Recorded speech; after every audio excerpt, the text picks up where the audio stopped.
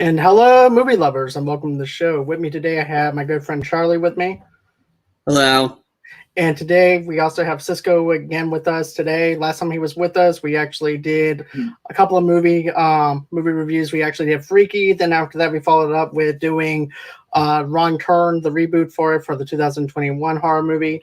So we figured what better way to go ahead and celebrate the 20th anniversary the Fast and the Furious franchise than to do the very first Fast and the Furious movie. And I remember in 2001, I was like maybe 14, 15 years old when this movie came out.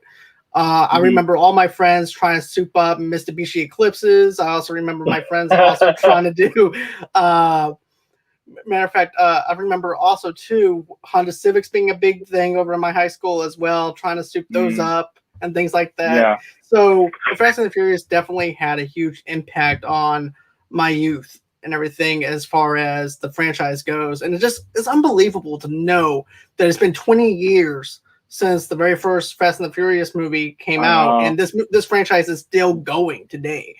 It's just as popular as the Mission Impossible series that's going on and stuff like that too. This movie had a budget and everything too of $38 million. It made $207.3 million at the box office. So no wonder why they wanted to capitalize with it on a second movie and everything. You're right. But man, if you actually think about it though, the very first Fast and the Furious movie was one of those movies that was just trying to take itself seriously, trying to find its identity and everything too. And you could definitely tell that it was trying to take itself seriously though with it. But still, it has some fun moments in it, to be honest with you. But what about you, man? What about you, Cisco? What is your thoughts on the Fast and the Furious with the franchise as a whole and things like that I mentioned?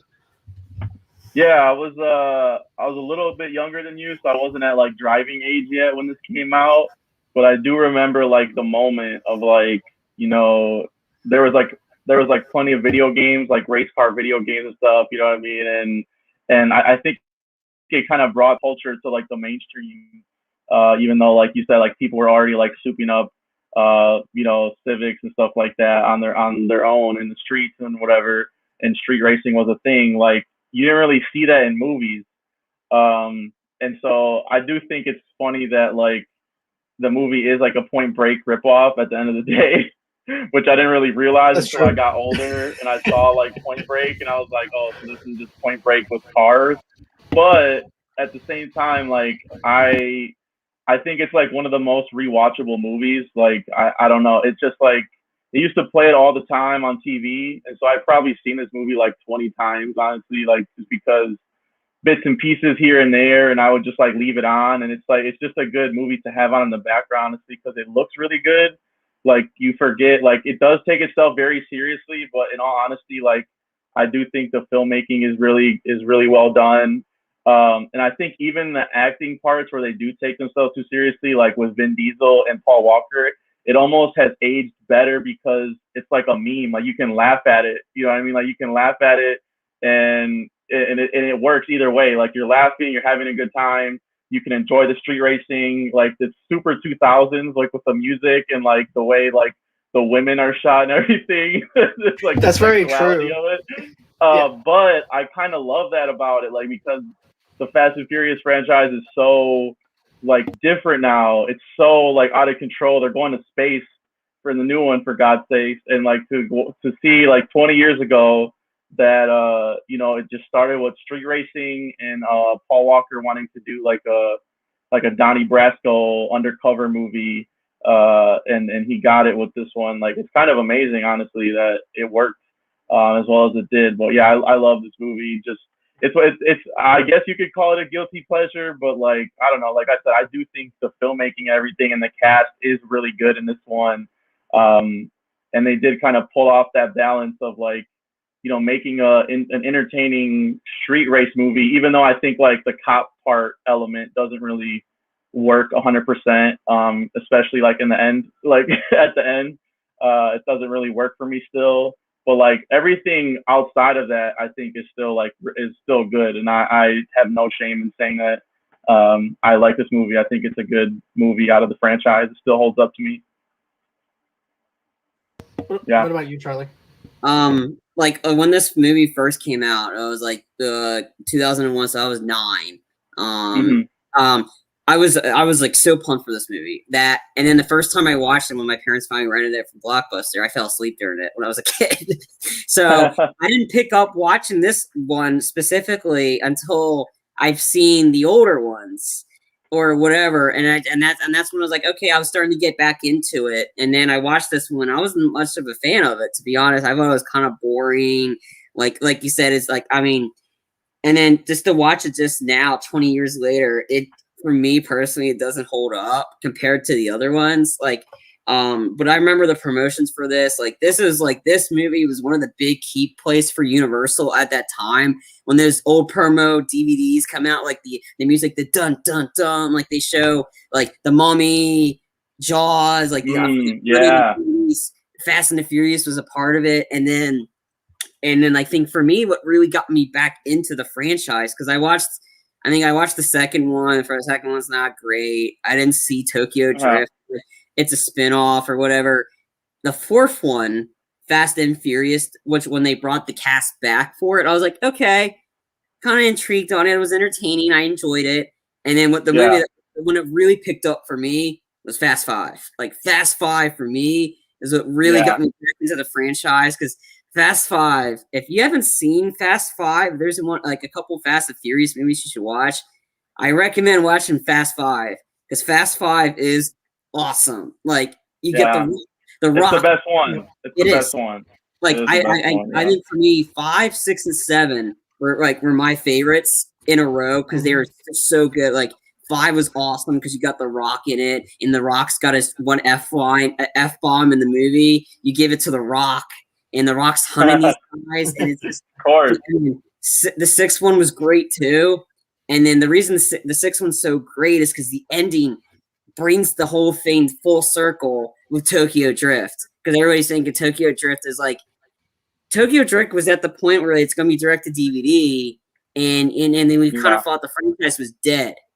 Right. But when they did the fourth one, that did well at the box office, and then the fifth one, instant skyrocket. But once they went full circle, I think there's a lot of motivation for why Fury 7 was going to be big popular, because it was Paul Walker's last movie. And I can't credit that for being the reason people want to see Fury 7.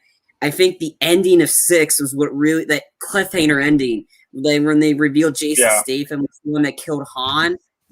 And Jason Statham was just coming into, like, he's a big guy to get in the franchise. Once you get Jason Statham in there, I was like, I'm in. I'm sold. Like, I'm a huge Jason Statham fan.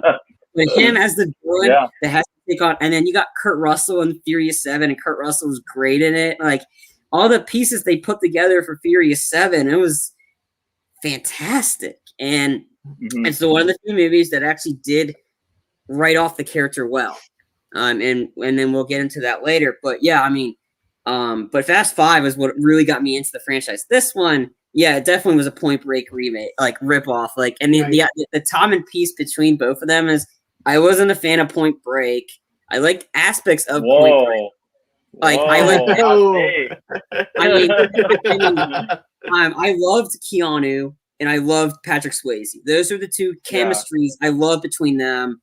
Just as a whole, I wasn't a huge fan of the movie itself. Like, sure, there's aspects of it I enjoyed, like this Keanu's like this demeanor. Gary Busey was kind of funny before he went super crazy. Like, but there's aspects of Point Break I liked, but as a movie as a whole, I wasn't a huge fan of. I'm an FBI agent. I know. Like I said, there's aspects I love. I keep quoting that. It's like, are you out of your fucking mind? I am FBI agent. It's pronounced babe, sir. The proper term is babe. And we're just, it's like there's aspects I like. Utah, get me too. Like, I mean, there's aspects of it I liked, but just the whole, like, I wasn't a huge fan of. And then because there's aspects of Fast and Furious that are Point Break, except Bodhi doesn't die in the end, or guys, come on, it's like, come on, Utah, you gotta let me do this. You gotta let me go out there and get this. They're not coming back. He's not coming back. Like, I mean, and then it's just the chemistry between Paul Walker and Vin Diesel. You definitely see it, and I like that. Some of the other characters I didn't really care for in this one. Like, I mean, I just care about the main four: Dom, Brian, Mia, and Letty. Those are really the only ones I care about because they're the only ones that come back. Right. Because and Vince in the 5th one, but that's the only time you see him again. But like the other ones, you're just that, and then it's it played too much of the police procedural stuff, and that was kind of annoying. And it's just how they're not taking. That's the only stuff I don't like. That's the only stuff that doesn't really work for me. But it's a really small part of the movie though, so that's why I think it's still good because, and even like with the police stuff, like you still get like some funny moments of it. Like I don't know, like there's the one part where Paul Walker like goes back and there's that one like black sergeant that's just like up his ass the whole movie. Yeah. Like I like that like part of it, and then there's that one part where he's like, someone give me a cigarette, and he's like about to go get it, and then the other cop's like, no, I thought you quit, and he's like, just give me a cigarette, get him a cigarette, and he's like, no. If you think about it though, it kind of reminds you of Martin Riggs and Danny Glover when Mel Gibson was trying to stop smoking. Yeah. And so he's like, give me a cigarette. He goes, no, he just got done quit smoking. Yeah. He goes, here. He gives him like dog food or an onion to help him control his cigarette. But this premise though is very good though. I mean, basically it starts off on a deserted highway. A heist crew is driving through the modified black 5th generation Honda Civics, like I mentioned before, an assault truck carrying electronic goods, and they steal its cargo and escape into the night. Yes. DVD players. You want to know how old this movie is? They're stealing fucking DVD players. That always makes me laugh. It makes me laugh so hard now. Because that was supposed to be like the top-notch, next generation kind of thing that was going to take the most expensive thing you could get, like the most expensive technology at the time, and it's DVD play. It's like nowadays that's laughable. Like you might as well put VHS players in there. You know what I mean? It's like right. Exactly, man. Exactly. It's so and funny. Then the following day, a joint Los Angeles Police Department, LAPD, and FBI force sends LAPD officer Brian O'Connor uncovered to locate the crew. He begins an investigation at Toretto's Market, ordering his regular tuna and white sandwich. Which this to me is the most Keanu moment, though. If you think about it, if you're going into like a Point Break kind of scenario, this reminds me of so much of a Point Break situation where it's like, okay, how do I get this person on an even level with me? How do I get him to trust me on something even kill? Not only on an even kill, but how do I get him to even notice me? So what better way to try and hit on his sister and get a tuna sandwich out of it as well? And also too, it also starts off with his basically Toretto's crew not even liking him. One of the crew members, Vince. Vince. Yeah. But he was right. He was right. As much as he was a dick about it, he was right. His instincts, he walks like a cop. He moves like a cop. Well, I don't know. He's right. The fact that Vince knows so much all about this, maybe he's the cop. Like, I really don't know. But I think it's like it's funny that they starts out, but you don't even know he's an undercover agent. I think the only time we knew about it is because if we've seen Point Break, we know he's a cop. But the thing with Point Break is how it was so seamless of how that worked about him. That is because everybody knew him as a football player. We don't know about Brian O'Connor. He just might be like a geek that knows his cars, but he wasn't a football player. He didn't tear his knee up. He wasn't wide known like in Point Break. And the girl that he was hitting on in Point Break wasn't related to the main guy. That's just happened. Oh yes, it's Mia. Some differences, yeah. It's a little different. I like that though. I do like that because it's like that is he was a good looking guy. You know what I mean? Paul Walker could get someone like Jordana Brewster in real life, so that's believable. And that he would, keep coming back to her and he's flirting with her at this sandwich tuna shop. The sandwich shop. I love how Dom just always you just see his shoulder in the back of his head. When at the beginning, it's like they play him like it's like some sort of Indiana Jones reveal, we can't show his face. Right, it's like he's supposed to be this big old huge buff badass and everything, kind of like a Bane. Kind of like a Bane character. Sports magazine or something, some car magazine. And then she has to break up the fight at the beginning. He's like, what'd you put in that sandwich? Stop. And then also And then he goes, nobody likes to turn a sandwich here. Well, I do. Oh yeah. Well, I do. Yeah. Yeah, because it's like, yeah, that stuff works for me as believable. And then, like, you know how it opens with him practicing, and he's like mad about something. You don't really know like why he like what he's doing, and then it like later on he's like, I topped out. I need some Nas. Like, you know what I mean? There's like little moments in it. It's like it doesn't kind of like spoon feed you. You know what I mean? Like I like that it's kind of like you do think he's just a street racer or like a car guy, but then once they reveal that he's a cop, it's like a whole other like layer to it, you know what I mean? Like, so I do like that, even though like it's probably the stuff that doesn't hold up as well now. I think but the street racing still looks like really good. Like, I mean, the opening heist scene I think is still pretty sick. Like where they're like going under the semi truck you have the motorcycles around it, like all that stuff. I think because it's all practical, you know what I mean? We didn't have like CGI back then. So you had to shoot everything in camera, and so because of that, I think it looks good. I mean, you still have like the Nas where like it zooms in inside the car, and it's like the early 2000s CGI. Right. But like all the actual car racing stuff, I think is still like pretty good 20 years later. I like the aesthetic of it. I mean, I had it on. The reason I wanted to do this too, I was just like, whenever we had Father's Day. And whenever I'm like usually in charge of putting something on the TV, saw that Fast and Furious was on HBO Max, the first one. I'm like, I'm just gonna put this on. Didn't even really have the sound on, like had the subtitles on, and I just immediately, usually it's on in the background, but I was just kept getting drawn into it. I just kept looking up at the TV, like, damn, this stuff just looks good. Like even if the dialogue is corny, like sometimes, like this is just a good looking movie to have on. Like I think it's the perfect movie to just like rewatch because you find like little things in it like every time, and then there's so many quotes in it. Like I live my life quarter mile at a time, of course, classic. The whole Vin Diesel speech when he beats Paul Walker the first time. Right, I almost had you. You almost had me. Like I just love that you get Vin Diesel monologues where he can just flex like his acting, like his limited acting. Like, it's just so funny to me. You never had your car. Yeah. I mean, he looks like 20 years later, Vin Diesel still looks pretty good at his age. He looks the same.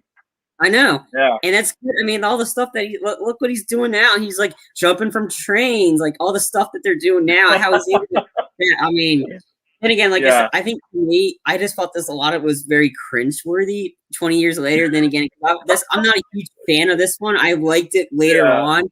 So I'm like the later on person. Like, I think like some of the street racing with the camera angles were kind of wonky, kind of looked like very green screen-esque when they're doing the street driving, kind of like everything was such a blur when they're doing the Nas. Yeah. It looked that's early 2000s. It looked really hard to watch. Like when they did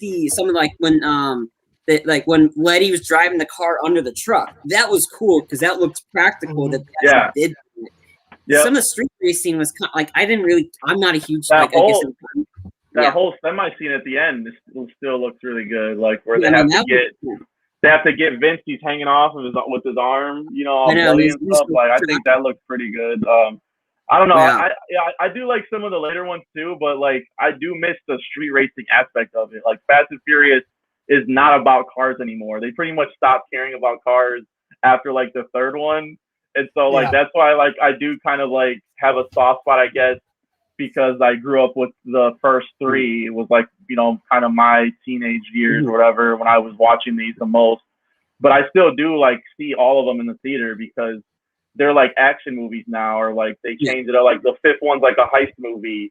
They do different things now. But I do like the street racing aspect of it, like the cars, how the cars look is sick. Like the fact they got like all these extras at all times to be in there, like at the racing. I'm like, damn, that's just dangerous. Like someone could just die. A car could flip over and you would just be like, there goes like 10 people just dead. Like this car drifting a little bit too hard. Like, but I don't know. But it was just a lot of fun just to see this in the theaters, and to be honest with you, and just Mhm. seeing this also was the start of Ja Rule's career with Murder Inc. at the time, though. When you look at the hip hop Ja Rule. culture, yeah, Oh my God, Ja Rule. Yeah.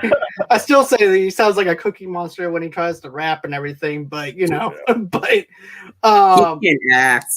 Monica. Monica. Menage.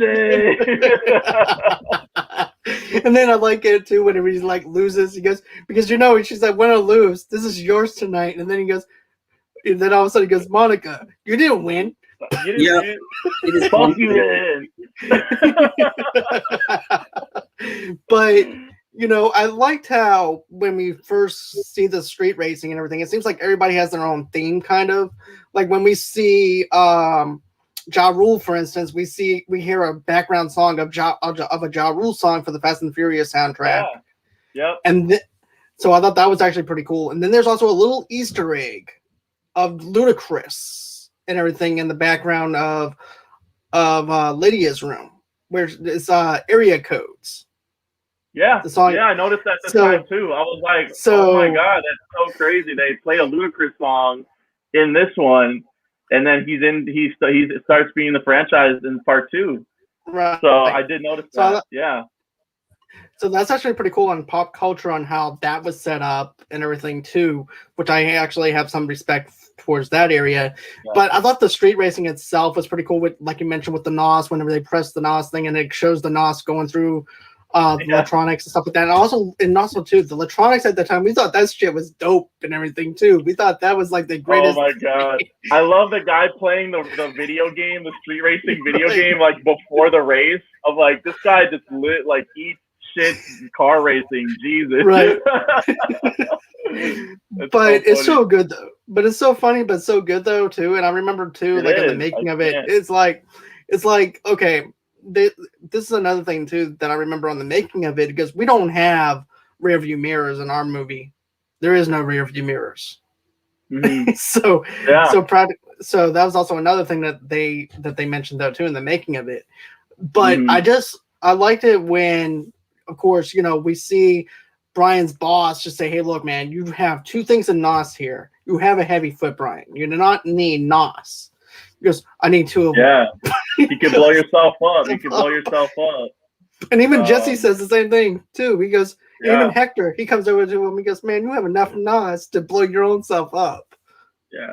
I like that they kind of like debunk that like NOS makes you a better driver. Like, how many times do like people use NOS in this movie and they lose? You know what I mean? Right. It's like, just because you have that doesn't mean. I feel like that's like something that like they try and emphasize in here, because like a lot of times they use it too early. That's how Brian loses at the beginning. Yeah, and like a lot of people. But did you catch? I was gonna mention that. Do you know there's the director cameo in here? The director has a cameo here. Yeah, the Pizza Hut Hut driver. The Pizza Hut delivery driver. You damn race car drivers. That's next time, Rob Cohen, the director. Yeah. Right. He goes, next time, pizza guy. Yeah. But that is so cheesy though. It's so cringeworthy, but it's actually still funny though in a sense. I like that. That's like, me too. Again, I know it's like something I didn't notice or know until like my 5th time watching this. Like, oh shit! Like, watching the special features and then seeing him in the movie now. Now I see it every time. I can't unsee it. Me either. Now, basically, Same here. It's like the littlest things that we didn't take notice before. All of a sudden, we're just glued in. Oh, okay. I know where that scene came from now. I know who that is. Yeah. But Corona, the introduction of Corona in this movie. Yep. That's like lived throughout the whole franchise. It all started. You can have any brew you want as long as it's Corona. And that like they don't get Corona does not pay them a dime to promote Corona. They just did that. Millions of dollars of free advertising in the Fast and Furious franchise, and Corona has not paid them a cent for it. It's kind of crazy. I didn't know that either until recently, and I'm like, holy shit! Like I didn't even know that. They love Coronas. I guess they just love Coronas. They couldn't think of any other beer to put in the cookout or like the party scene. There has to be Corona. It has to. We don't drink any other beers.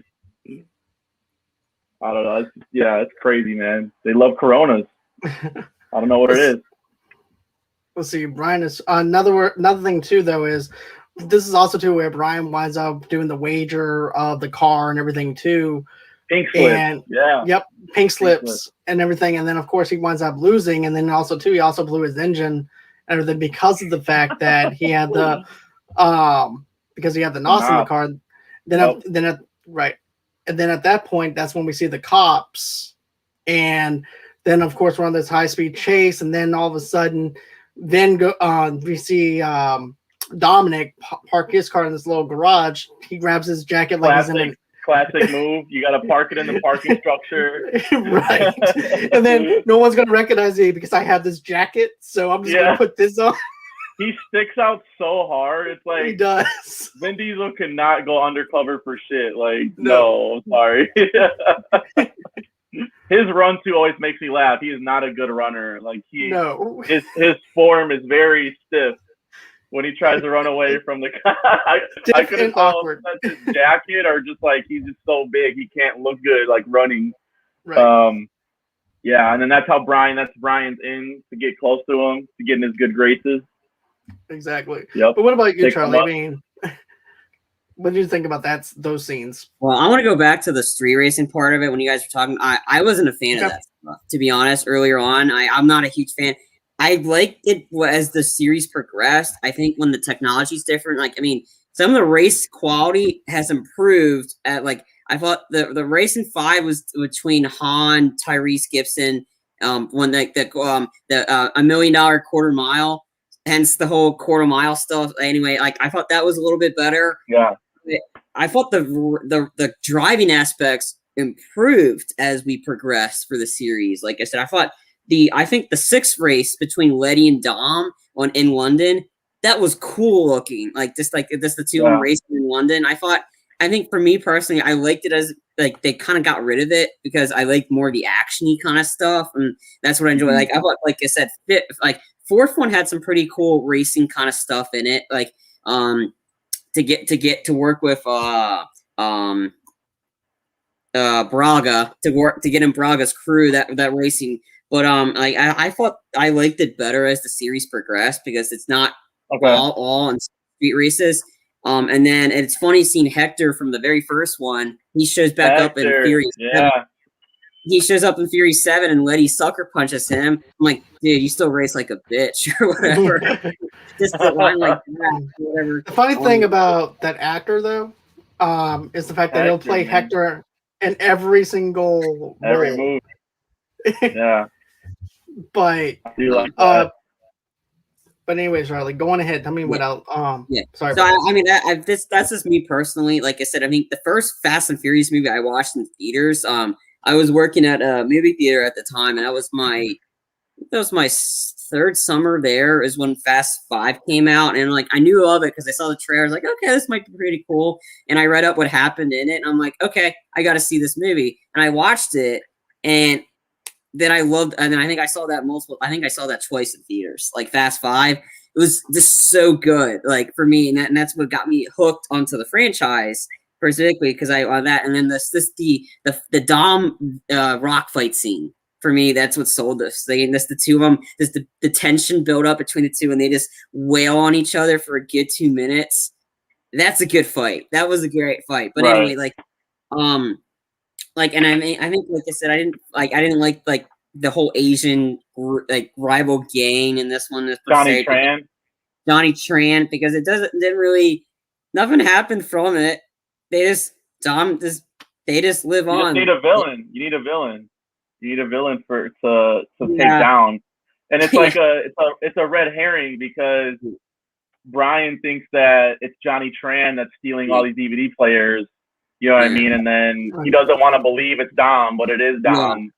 So I don't know. I like it. I think one thing too that people forget about is like this was like one of the first movies to have like different races all in one action movie, you know what I mean? Like this, it was always like the main guy is always the white guy. And I mean, like, it still is kind of true because Brian is the main guy. But, you got have like other Johnny, nationalities, right?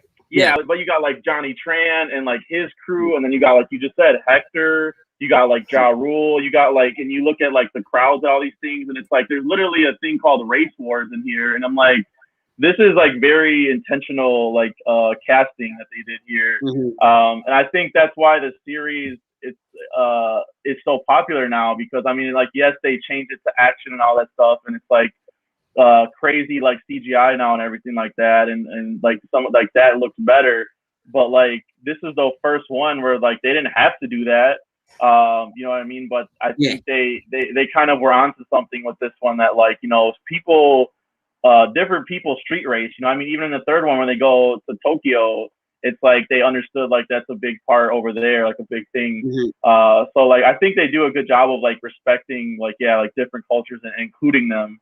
And like that's why if you look at their global box office numbers, that's why people come to see it everywhere because it's like, you know, like they recruit like reggaeton stars and all that stuff because they know that people want to see that.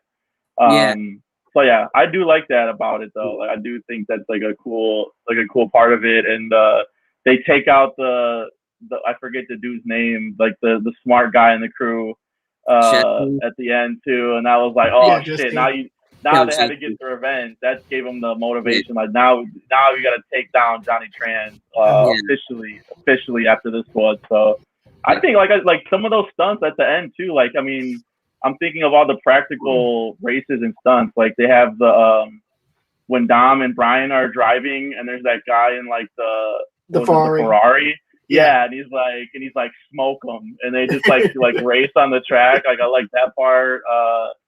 The semi part with Vince, I think, is like really well done too. Practical stunts and stuff like that. Like Letty's car flips like a million times. You're like, oh shit! Like I remember the first time, I'm like, is she dead? Like that looked like it like was brutal. And then the final chase when they have to go after Johnny Tran and then on Brian and Dom race too. On the train thing, like all those things, I think like they still like hold up really well and look good. You know, comparatively. I mean, like the CGI too is like good, but I think sometimes they over rely on it too, though. In a way where I'm like, that's, you know, they're jumping cars in between the buildings and shit, and it's like it's ridiculous. You know what I mean? It's like it's not. It's so like when I just see like this is just racing. This is like you know, maybe jumping on cars is like ridiculous and stuff like that, but like it's not nowhere near as ridiculous as like the franchise go, like where Vin Diesel's flying up in the air like Superman or something, you know, like some of these. So I don't know. This one still like ranks high for me, high to like middle of my like fast rankings, for sure. It's like in my top 5, I would say for sure. If I'm ranking all the fast movies. Okay. But yeah, then we also get to see, like you mentioned before, though, where we actually have the Asian gang now, which is Johnny Tran and everything. And then, of course, you wind up seeing them shoot at Brian's car. Then after that winds up happening. Brian doesn't understand the beef that's going on between Dominic and this gang or anything like that either. So he's trying to pinpoint certain things. Didn't he say he banged his sister? Yeah, he banged he goes, feels like a misunderstanding. Also banged his sister. I'm like, that's probably the main reason why he doesn't like you. Like, right, that's exactly why. And then of course they come back, they shoot at Brian's car. Then Brian actually owes him a 5-second car and everything. And then that's when he decides, okay, I need another car. And this is also the point where 10-second car. 10-second car. I wasn't going for verbatim or anything like that, but basically, he winds up talking to the cops and everything too. Whenever he gets called in, because remember he gets pulled over and stuff, then gets dragged in. Yeah, and that's when you find out. That's when you find out right there. Right, and then he's like, "Well, I need another car." Yeah. So then he gets on. So they gave him this junk car that they have to go ahead and fix. And I like how Jesse said he's like, I said a 10-second car, not a 10-minute car. Right. Because we can always just go in and tow it across the finish line. Yeah. It's funny. you hear like you see Letty, like cuts to Letty, she's like cracking up after that. Like dude, like Michelle Rodriguez looks so young in this too. Like she looks like she's like 20 years old, like 21 years old. I think I read too that her and Jordana Brewster, neither of them knew how to drive or they didn't have their license before this movie, so they had to learn how to drive. And like I'd say Michelle Rodriguez looks really good for not like knowing that now, but like Jordana Brewster, hers is like rough. Like when you ever look closely next time, she's driving like it's like super fake. I'm like, oh no. You can tell. I could tell like this go around when I was watching it. I'm like, that steering wheel, man. That steering wheel was rough. It's going everywhere. You would be going all different directions. Yeah. Because I'm like, okay, I remember driving like that on Cruising USA, the arcade game. Yeah, exactly. I mean, Brian's all worried. I'm like, you should be worried, man, if you're driving like that. He's gripping his feet like in the passenger seat. I love how this one brought up the persona of Letty being one tough bitch. Like, I mean, this was the sort of when her car flipped and how she survived that.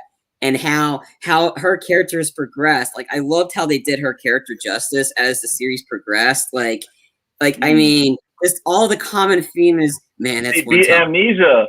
She beat amnesia, for God's sake. She's a goddamn hero. And she had an epic fight scene in Furious 6 with Gina Carano. That was an awesome, like I said, I mean, like the fight sequences. Ronda Rousey. The Rousey fight was a good one. This one was a great one, like the one that she did with Gina Carano, the 6th one, the 2 of them fighting in the Metro train station. Like, I mean, they definitely like worked her character well as the series progressed because she's just a badass. Like, I love her first line too. She's like, "I smell skanks." Thanks. You automatically know, like she's like super protective over like Vindy, like over Dom. It's so funny. Yeah. And like, especially at the party though too.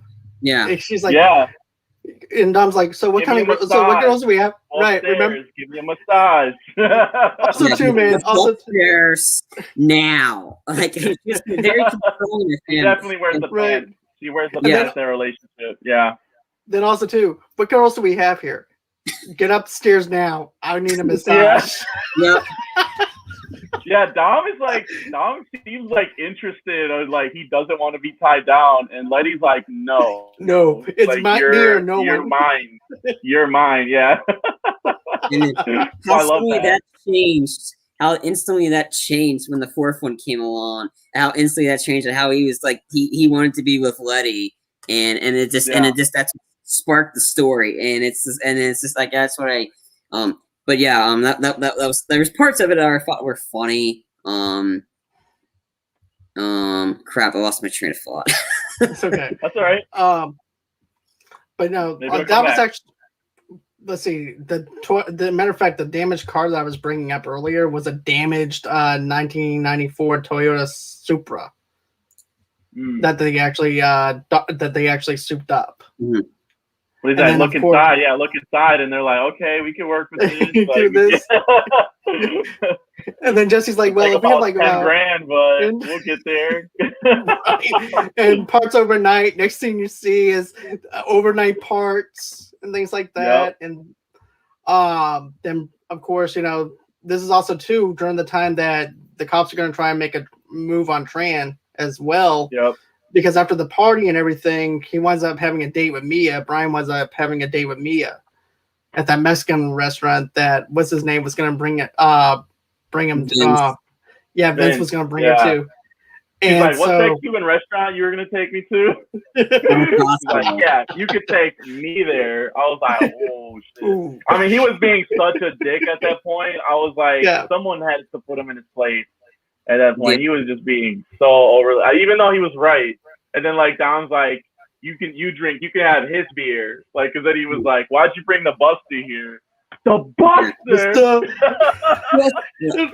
the Buster brought me. I mean, that's the common theme. It was like the common phrase Vin Diesel always asked Vince, "Where were you?" Like, in the first one, and then the fifth one, where were you? Yeah.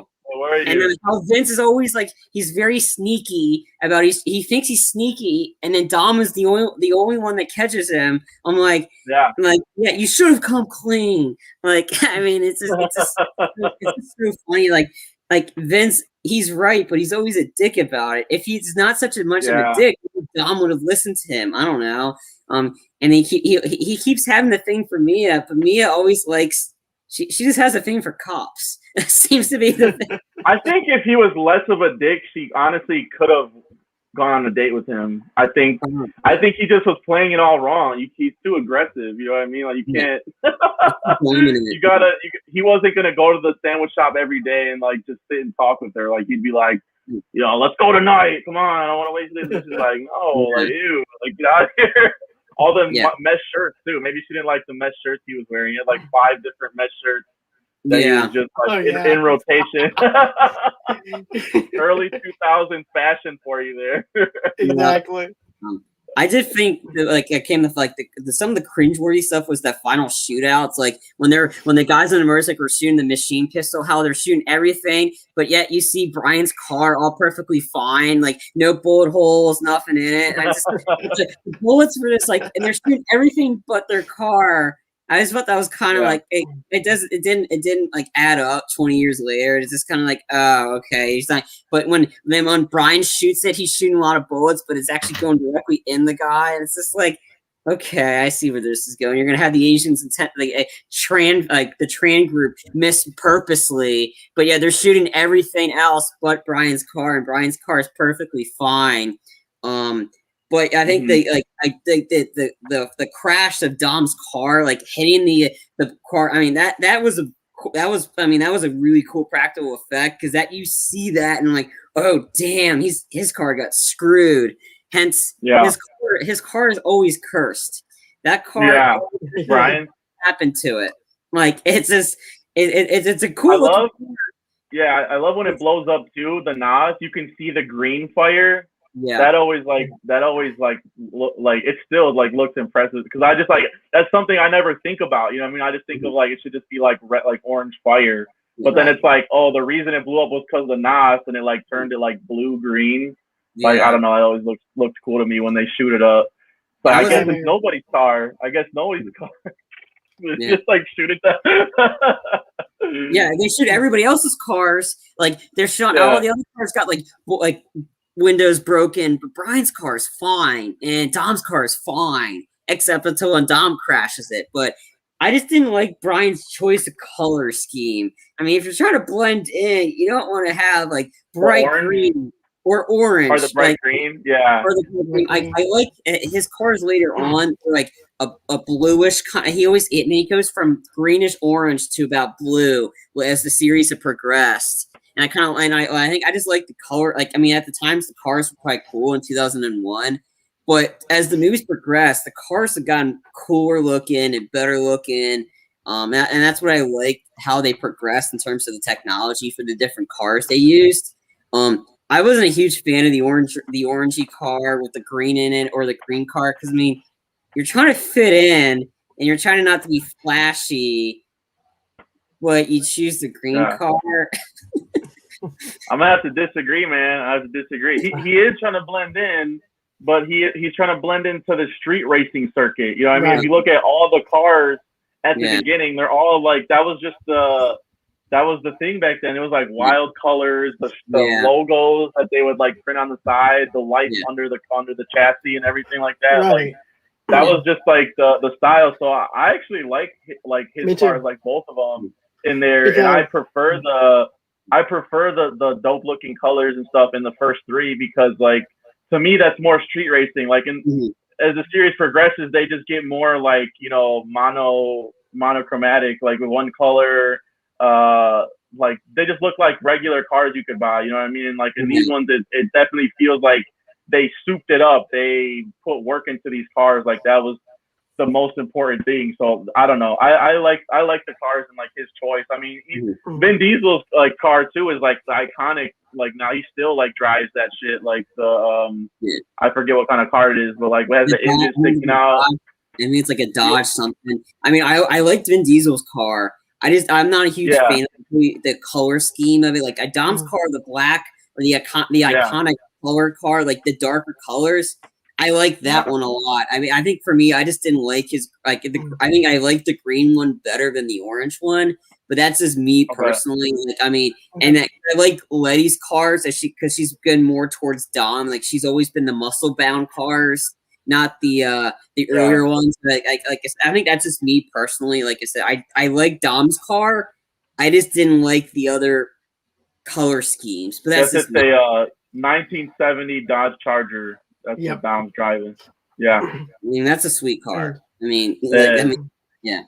And then that's him right there. That's his character. And then like the fact that he tells the whole story about his dad, and how like he went to jail and everything. He's never driven it, and then at the end he finally pulls it out of the garage. Like that was a good like setup and payoff right there for me. Where it's like he's gonna drive it at some point, and then you finally see it like jump out of the garage, and you're like, okay, now we're off. Now Dom's he's out for revenge now.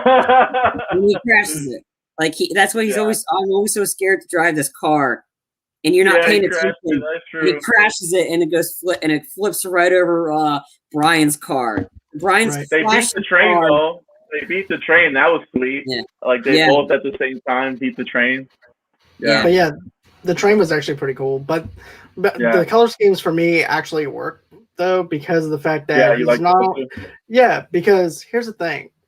Yeah, he's undercover, but he's also trying to seek the attention of Vin Diesel's character as well. So maybe if he couldn't join up with that crew, maybe somebody from the outside could actually branch him into that crew as well for the color schemes that he has. He's a street racer, so maybe somebody might actually have ties in with Dominic and everything too. So that's another angle that I was actually looking at from that perspective when I was looking at the color schemes this go around versus whenever I first saw it and everything too. I feel like he would look like a narc. If he had like one color on his car, you know what I mean? Like had a basic ass race car, they would like immediately be like, this guy's a narc. Yeah, he's definitely a cop, Yeah. I don't know. I just personally just didn't like the color scheme. Not just because it made him stand out. I just didn't like the color in general. I like more of the darker colors in terms of the cars themselves. Like I'm not really the big flashy kind of a guy. I know he's trying to stand out, but I just think there could have been. And again, this is 2001, 20 years later. I personally don't think it stands out, but that's just me. Right. Yeah. And also too, this is something else I want to mention though too. We can go on ahead and skip some other stuff around, but there's also the part where the trans winds up getting arrested and stuff like that because Brian actually thinks that he's the one who's behind. He narc on him. Right.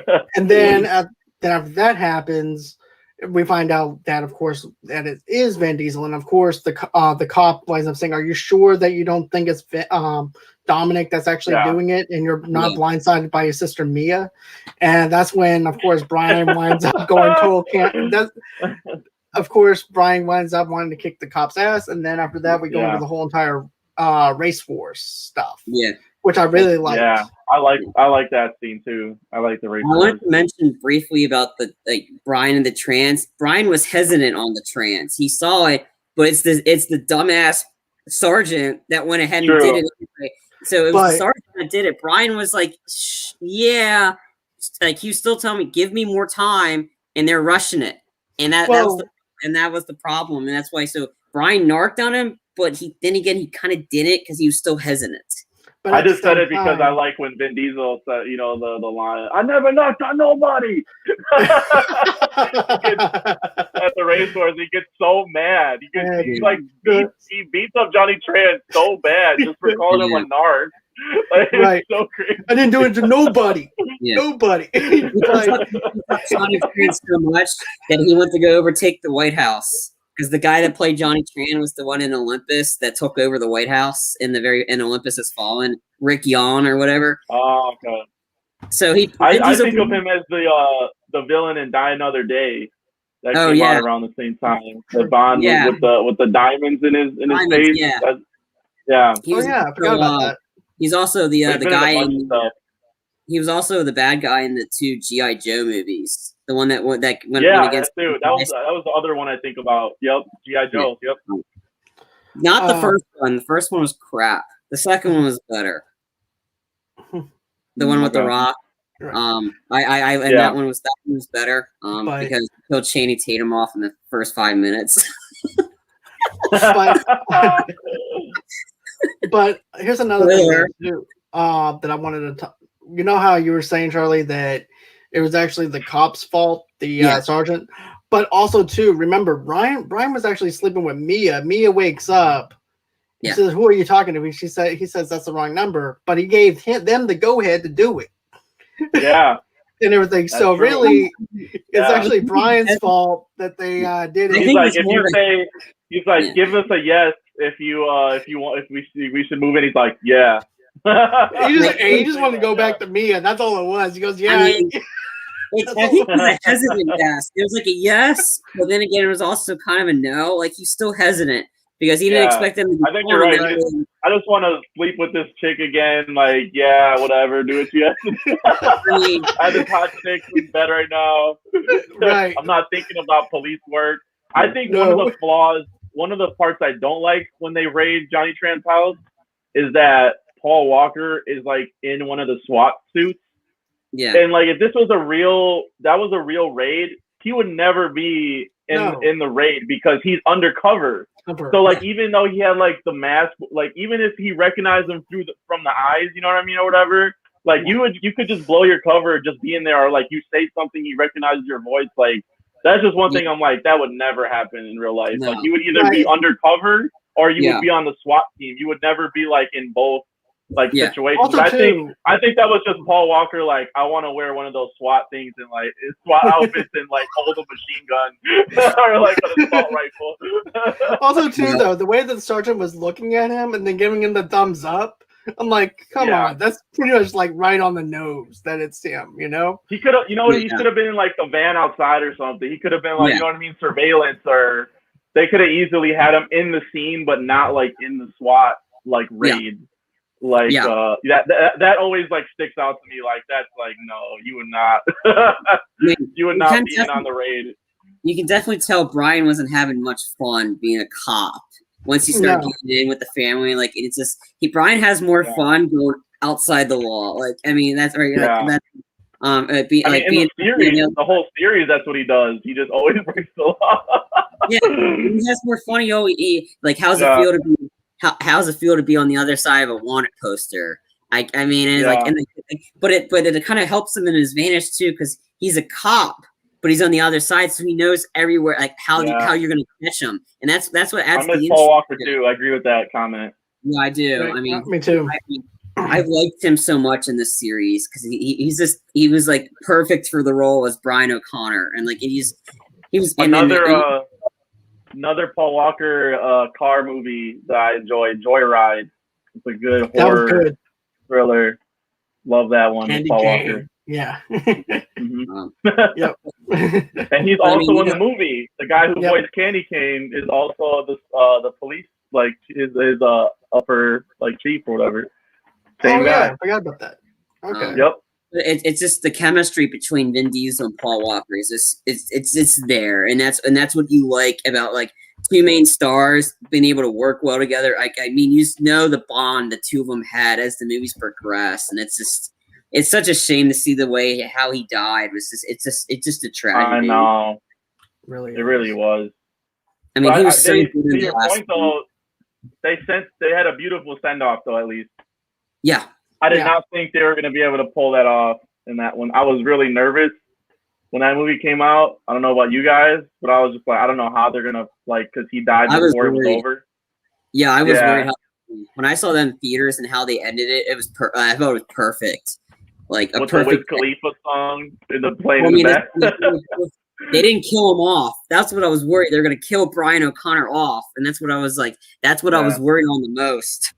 And they didn't, and they just got rid of. Drives away. Yeah, they kind of gave the option that if they need him to come back, his brothers can stand in, and because apparently they might be back. Like, his brothers might be standing in for him, and he might be back. I heard that coming out this weekend. And like, and Vin Diesel keeps saying, I think the reason they got John Cena to join, he keeps thinking it's because of Paul Walker in some capacity, get him John Cena to be Jacob, Dom's estranged brother, which I'm intrigued on. Like, if I can see a good old fight between Dom and another WWE wrestler, like, I mean, I think it's gonna be great. I don't know. Okay, this is two problems I have off the trailer. We're talking F9. One, how have we never heard of Dom's brother when this dude only talks about family in every single movie? Right. It's like, family's the most important. Never forget your family. Never narc on your family. And it's like, he's had his brother the whole time. What the hell? Okay, that's one. Two, how in the hell are they going to bring Han back? Yeah, that's another problem that I have. I don't understand what, like, is it going to be he has a twin brother? That excuse? That old figure? Like, what are they do? Right. I don't know. I mean, I'm intrigued in how they're going to do it, though. Once I saw Han coming back, I can then again. We saw him explode. We saw him in the car explode. I mean, there's a lot of camera. Like, I'm thinking there's like the average of the camera angles. Like, I mean, like he jumped out the last second and like fell down a sewer drain. Like went down a sewer. I think because we all thought Letty died, and then they showed Letty was on the other side of the car. Again, I don't know. I mean, like the camera angles are very like they're very specific. Like they're very quick cut. Like so. They do not like killing off their characters. Like none of the good guys can die in the Fast franchise. Like other than the first one. Other than the first one, that guy's still dead. Yeah, I think Gal Gadot. I think she's dead. I definitely think because I mean. Hers, I could see she's dead because I mean, yeah, you follow her. She fell into Fade Black, but they're high up in the air. I don't think she was surviving that. Anything's possible, in fact, and they're bringing Han back. They're bringing Han. Right. You know what I mean? It's like I think we'll find out in the movie about how what the relationship because I think Jacob's estranged from Dom, so something happened rift between them again. I don't know. Plot stuff I don't care for. I mean, sure, there's that. I mean, I'm not going into question it. I'm gonna just to see the stunts, and I seen Charlize Theron back as Cypher. I thought she was a great villain in 8 because Charlize Theron's a great actress in terms of villains, and she was very addictive, very like sinister in 8, and to have her back in this one in capacity, I'm excited for. And then Helen Mirren driving the car again. I mean, yeah, I'm excited for it. Do you guys think 10 will be the last one? They say they're gonna end it with 10, but I don't think they're gonna 10 and 11. Yeah, they're doing 10 and 11. They're gonna shoot them back to back according to Tyrese Gibson, and that's it from this thing. Damn, I thought 10 would have been like the perfect number, but oh well. Me too. I guess 11. Hey, I mean, we're already making a huge profit. I mean, they released Fast 9 overseas. I don't think they're ever gonna stop making them. Like I'm calling bullshit. It's like whenever a rapper says they're retired, and then like a year later, like Logic, he's already saying he's back rapping again about to rap, and he just retired last year. He's already got a lot of stuff going on. He's finishing up this. I think he's supposed to join the Avatar franchise, so he's supposed to be in that in some capacity. Right. And then he's got to do the next. Yeah, I'm excited for Avatar too. I'm one of those fans that I love. I feel like it's past its time, but I'm just glad that if there's a man that can make because there's talk that like he's already going to be they're filming the Oceans of Pandora, and I thought the skies were fantastic. If anything that anybody can make the oceans look cool in Pandora is James Cameron, and he's also working on a technology to make 3D-less 3D movies where you don't even need the glasses. And he kind of did that with Avatar 1 because when I saw that in 3D. I took the glasses off. I didn't notice any difference. So, I mean, James Cameron knows how to do his technology, and I'm personally excited for it. But that's me. But I'm thinking that it's definitely going to end at 11 for this. That they'll probably do spinoffs because they're still going to do more Hobbs and Shaw-ish kind of spinoffs. I heard Dom's trying to get his own spinoff or something. I don't know if that was just a rumor. Maybe that's why they brought John Cena. It'll be Dom and John Cena. Maybe. Own. I mean, That could be. Well, from what I heard though too, they're because actually you know he's gonna be a good guy, right? You know, John Cena's gonna fight with him. They're gonna fight at first, and then they're gonna join up. That's what Fast and Furious does. Yeah. Like the bat, exactly. like Jason Statham killed Han in fucking the next movie. He's like on their team. Right. It's like it's okay. It's okay. They're gonna address that at some point. I know it. Like I mean, they have to. Han's back. They have to address it. But I'm excited for it because the stunts look cool. Like the magnetic portions of the cars crashing. Like I mean, this is I enjoy this stuff. I don't care about the physics and like this is the summer movies. That's what this is supposed to be. Like I mean, that Letty fight looks sick, where she's jumping out the window. Oh yeah, that was my favorite part of the trailer. I mean, want to see that Letty fight. Yeah, and I think this movie's already made a profit overseas already. We haven't released it in the States yet, and so this movie's made a profit. Like 300. I think. Let me look up the details, but it's made a ton of money already right now. But with this though, with this franchise, you can always just go on ahead, turn off your brain for 2.5 hours, stuff some popcorn in your face, and just enjoy it for what it is, and just enjoy the ride. But another thing though too that I want to mention is this. Like, we're just gonna wrap some of this other stuff up real quick. Yeah. But basically, of course, we wind up seeing Brian blow his cover because of the fact that because of Dominic's crew members winds up getting injured during that whole entire thing. Jesse winds up telling them no, that they shouldn't have been that they shouldn't have done it without Jesse or anything like that. Jesse winds up getting shot over at Dominic's house. Of course, this is also everything that you already said. Then of course this is that moment's really like I don't know were you expecting that the first time? I that like surprised me a lot. I remember the first time I saw it, I did not think they were gonna kill him. Like I didn't that moment still hit. I thought it would be something where like they kidnap him and then they have to like save him or something like that. But like, they murder him like straight up. Like Johnny, he wasn't taking any captives. He was just like, nope. You run off on me with your car, you're done. That was savage, man. It's still I think it's still like effective like death, like because it's just like it comes like really fast. Right. It definitely impacts me though because we had that emotional attachment to that character where I actually like Jesse because I could actually relate to him because of ADD as well. So to have a character that has ADD and being able to actually explain ADD and the way that he actually explains it was something that I really liked. And then to see that character gone, I'm like, okay, this sucks. That's kind of sad, dude. Because like everyone else has been in like 8 movies together now, and like just out of like pure bad luck, they killed off the guy in the family. You know what I mean, Jesse, and he missed out on all this fun and all this money. That actor, kill off the one character with mental illness.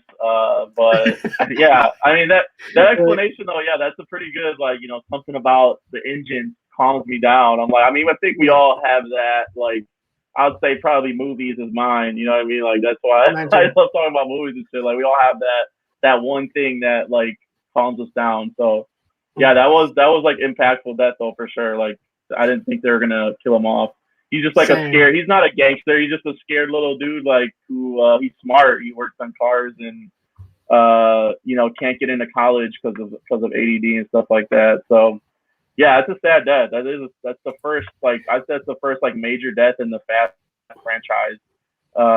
Which like nowadays they just keep bringing their dead characters back, so you really don't have that anymore. I should do a hashtag Justice for Jesse or something. Justice for Jesse. We should do it. Start it. Wonder what that guy's up to. Right. He's just like, look, I've been dead all this time, dude. Just bring me back. I mean, he's not the only person that's from Dom's crew that wasn't even that. I think the other guy, not Vince, but the other white guy, he hasn't been in any of the other ones since the first one. Vince is like his like buddy that's always like in the background. That guy. He's always wearing jerseys. Yeah. Like he's always wearing like basketball jerseys. Like he hasn't been in any of the other ones. I don't think. He's like doesn't really. I feel like his character is like so unnecessary. Like. All he does in every scene, he just has like an extra comment. he has like an extra comment of every scene. He has to say something like, "He's trying to get into Mia's pants, dog." Like something like just yeah, like you said, to antagonize. And I'm like, get this guy out of here. Like fuck this guy. Like he has the one. I'll say he has the one clutch scene at the end. I guess when they're like boosting the truck. Yeah. But like everything up to that point, I could not tell you anything about his character or like anything about him. He just says stuff in the background like, "We're about to come look for you, Dom," and he's like the guy in the group project that doesn't do anything but gets the credit anyway. Yeah, exactly. That's exactly like I don't even know his name. That's how you know. I know everybody else's name except for him. Yeah, that's how you know. That's how you know he's not a really essential character. Right. So the Fast 9 movies are worldwide $292 million already. Holy shit! Yeah, that's worldwide because it hasn't the domestic release date's this Friday, and domestically it's going to make a bonkers because it's the first big blockbuster of the summer until Black Widow. But yeah. All right. So then overall, I wasn't a huge John. I wasn't a huge fan of this one. To be honest, I wasn't a huge fan. Over like 20 years later, it's still very cringeworthy. I like the later ones, but there are aspects I thought were funny. But overall, I'm not. This is definitely not one of my favorites. I think the first 3 are definitely not in my low ones. Everything else is in the high ones, but that's me personally. Mm-hmm. Sorry, I didn't mean to interrupt you there, John. No, it's okay.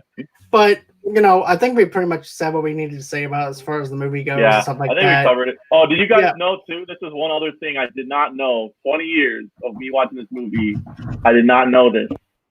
There is a post-credit scene in this movie. Did you guys know that? I just watched it. Yeah, about a quarter mile. Like I always live my life a quarter mile. Did we lose John? No, I think he's gonna go one. But yeah, I never knew that. I'm like, or maybe I did and I just forgot. But I just had the credits rolling, and I was like, and then like it's like this scene where he's like in Mexico, and I was like, wait, what the fuck? How did I never see this or remember this? Did you know that, John? What's that? The post credit scene. Oh, I didn't even know that. I didn't know there was like a post credit. Dude, yes. It's really short, but I had no idea. I just happened to have the credits rolling this time, and it's like a very short, like 5-second scene where Dom's like driving in Mexico, and he's just like, "I live my life quarter mile at a time." It looks like a Ford commercial or something, you know what I mean? And then he just drives off into the sunset. And that's I'm gonna have to check that out though. I haven't seen that. I now I need to go in and check that. I've watched this movie like 20 times. I've never seen that. It's so insane. It sets up the 4th one. I think they're setting up a sequel before the sequel even happened. Like the sequel didn't even happen for this one years later. Like sequel didn't happen until 2009. We're talking about 8 years later. Well, they set up, I think briefly part of the sequel is set in Mexico in the beginning, and then Dom comes out of Mexico back when he finds out about Letty. I think it's kind of set. So I think it's kind of like a little prelude to a sequel. Well, there is. He does cameo on the 3rd one. Yeah, there is a Blu-ray. On the Blu-ray, it actually has that little prequel kind of thing though to it. On one of the on one of them. I forgot which part it was, but there is like a thing on a Blu-ray disc where you can actually go to it, and it'll actually show show Vin Diesel going through the city and stuff like that, and then leads into the next film. So I forgot which part that was, but I'm gonna have to check out the post-credit scenes, like you mentioned, though, Cisco. I didn't even realize that. Short. It's really short, but it's worth it because I don't know. It's like I've seen it so many times. I had no clue. This was before. Did this set up the MCU? You know what I mean? Did it first? Exactly. Did it first? I was with my life a quarter mile at a time. I mean, it's just very fitting that Vin Diesel, because that's the common theme. I always live my life. It's always about family. Family. Family. I mean, if you guys want a funny one, watch the Tosh.0 read. Like, I mean, I think this guy was like, and he gets hit by an RC car or whatever. So Tosh is like, every time Tosh like does this web redemption, he's always dressing up as the character. This time he's got the bald headed cap. He's working on his car. He's like family takes care of family. He's like constantly making fun of the Fast and the Furious guys. He's like, hey, that's what family does. Family makes fun of each other. Dude, we're not family. That's what family says. And he's like quoting him. He's like, what's called cap? And he's like working like Fast and Furious style with these RC cars. And unfortunately, Tosh kind of does a shot at the Paul Walker thing. Like this guy gets hit by the car and he blows up or whatever. It's long, but it's very Daniel Tosh. So I think you can find it. What about the SNL skit they just did where they made fun of Vin Diesel? You guys see that one? Nah, where it's like they're making fun of the guy, like the trailer where he's like, "We're back at the movies." Oh yeah, they made fun of it when The Rock hosted SNL about Bambi, like Bambi 2, like when they get their revenge and The Rock's team is Taron Killam was Vin Diesel, no, and he plays Thumper. It's like, no, I'm always thumping. Yeah, no, I'm always thumping. And Michelle Rodriguez is the bunny, the girl Bambi or whatever. And then Tyrese and then Ludacris or Tyrese Gibson, and they're making fun of Bambi, and it's the Vin Diesel crew. It's like 2016 get booked.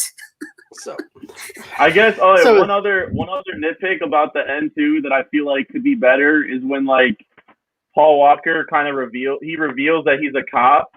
I feel like they could have done that like more. They could have like hit on that like way harder. Like especially the one where like Vin Diesel hears them on the phone, like this is officer blah blah blah, and they kind of like they look at Vin Diesel. He just stares at him, but I'm like they could have added some like music in the background. They could have like had some camera movement or something to make it like super in your face, like dramatic, and it just kind of was like Vin Diesel staring at him like mad. And I just like at that time though, you could definitely tell Vin Diesel didn't really have any range other than just the glare. Yeah. So it's like, okay, what am I gonna? I can just hit the script. What do I do? Just glare. I thought the ending was also up too. Like the ended, like he hands the car off. Paul Walker walks away, and that's how they ended it. It's like I thought there could have been something else to maybe a little bit afterwards, so like the aftermath of it a little bit. I thought that was kind of like a quick ending right there, and then but yeah, I agree. Like Vin Diesel definitely did not have much range. I think he didn't really have much range. He did A Man Apart. I thought he was really good in A Man Apart. Like I mean that one's a serious movie. It's got great action in it, but it's got very dark tones to it. Like if you want a better movie that's like instead of not watching Without Remorse, which come to think of it, don't watch that movie.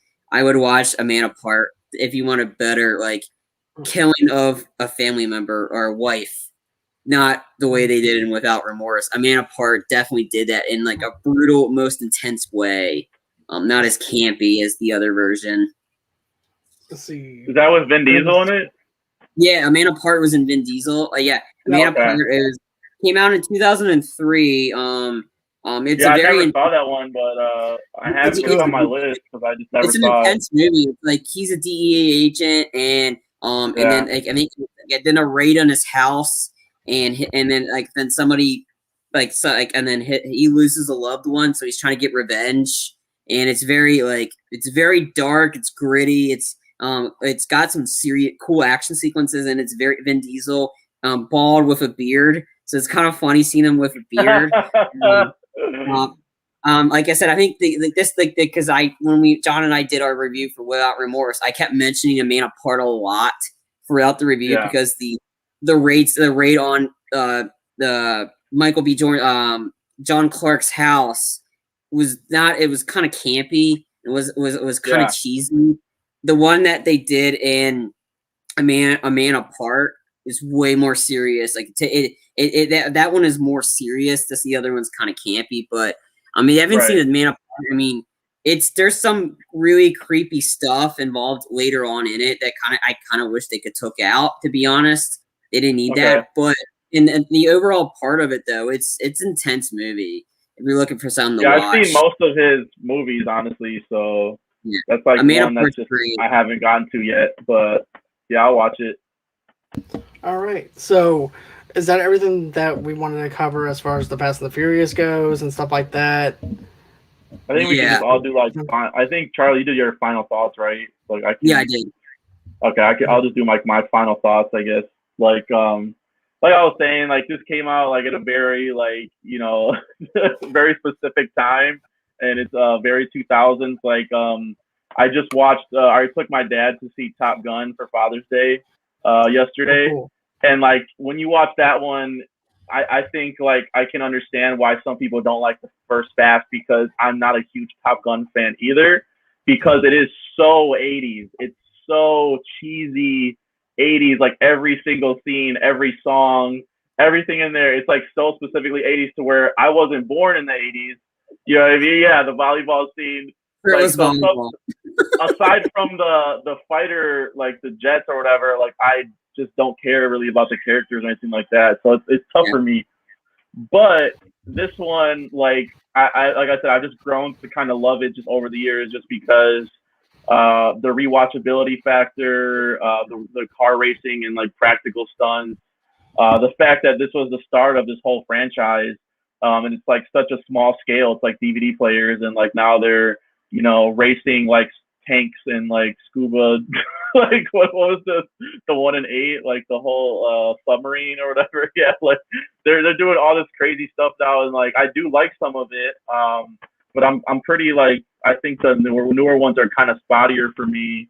I like some more than others. 5 definitely is like the best one though.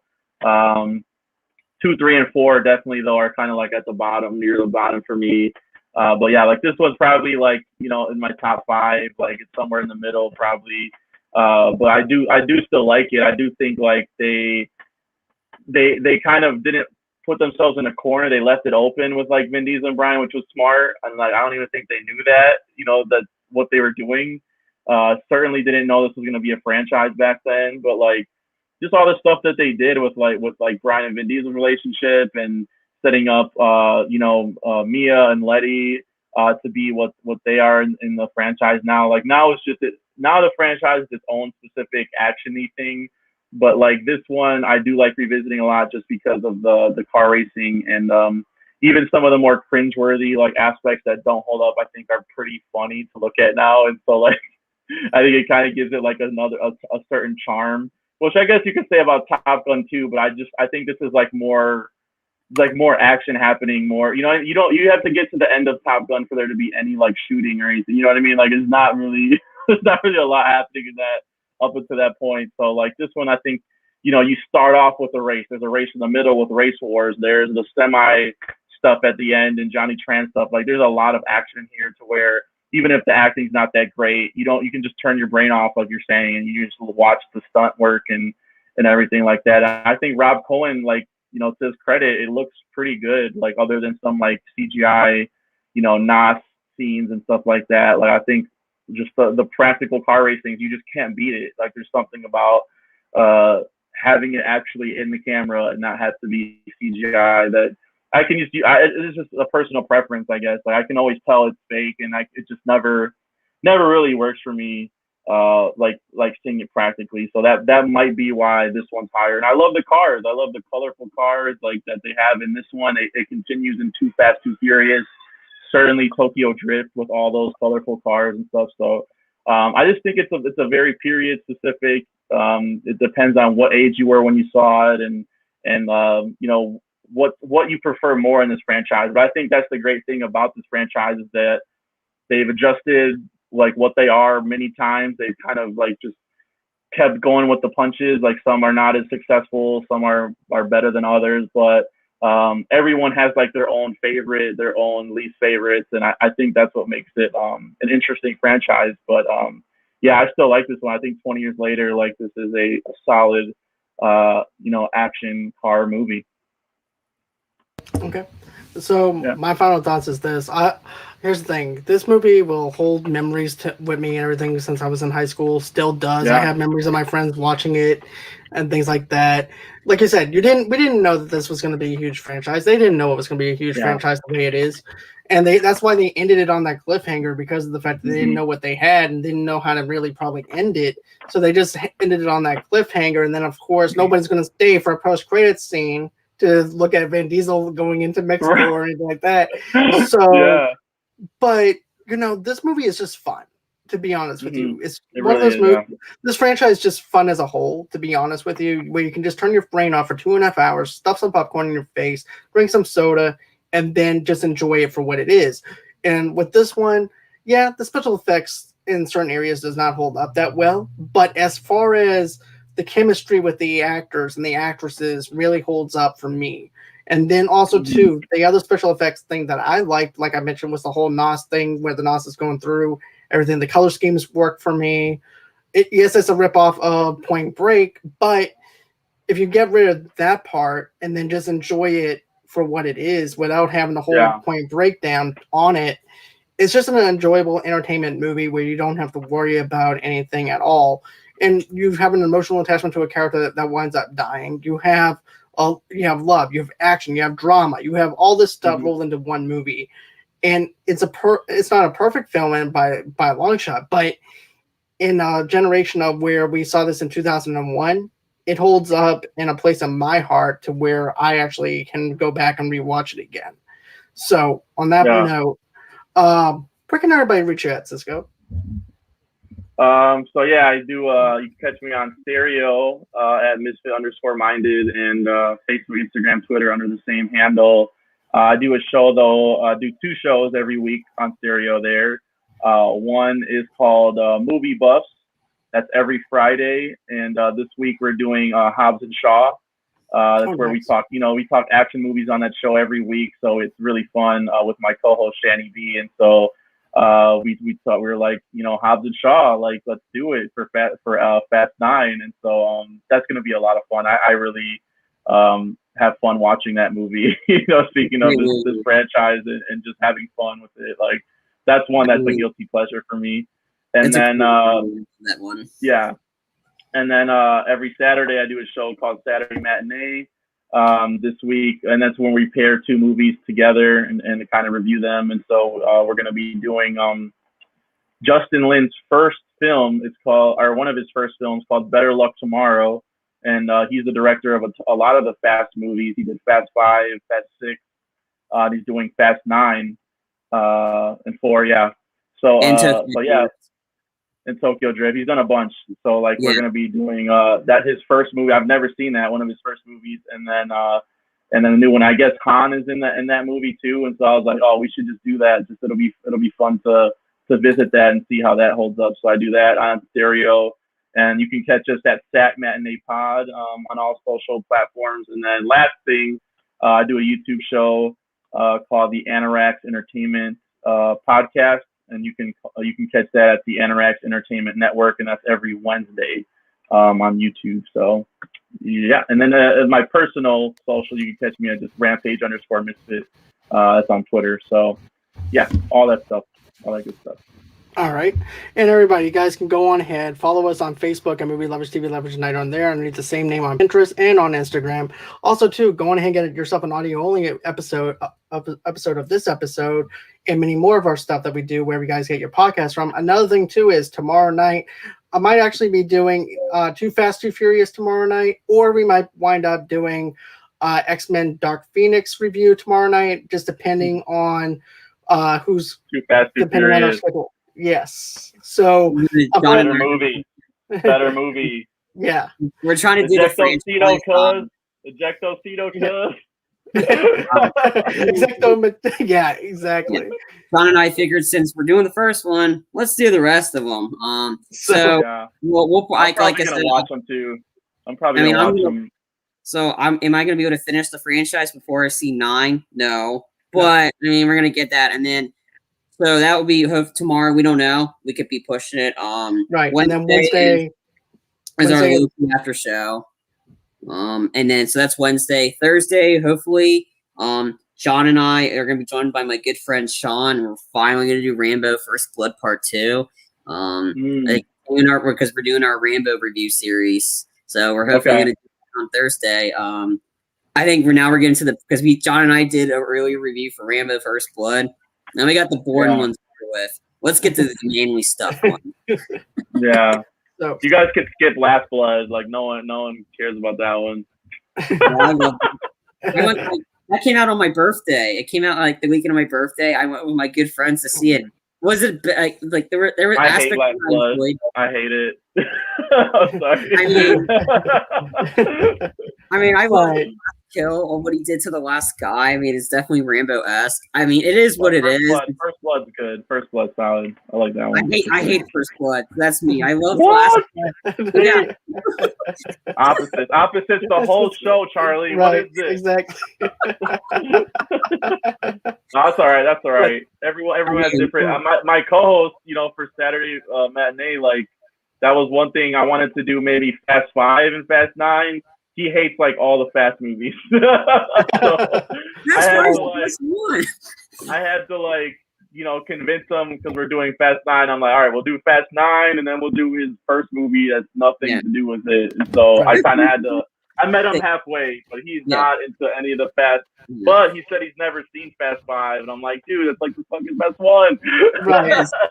Fast 5 is like one of my favorites, and also one of my favorite soundtracks off of the Fast and the Furious soundtracks. I couldn't convince him. I tried, but the heist sequence is the best part. Like Vin Diesel and the giant bank taking out the whole squad. I mean, and then the intensity of the music. Like the fifth one's great. I love the sixth one too because the action in the sixth one was just awesome. Like the intensity, and then the eighth one is okay. I mean, there's aspects of it I liked, but I loved 7. I thought 7 was a good. I mean, you got James Wan, a horror guy, and then you got Tony Jaa, like an international actions guy, had to fight Paul Walker.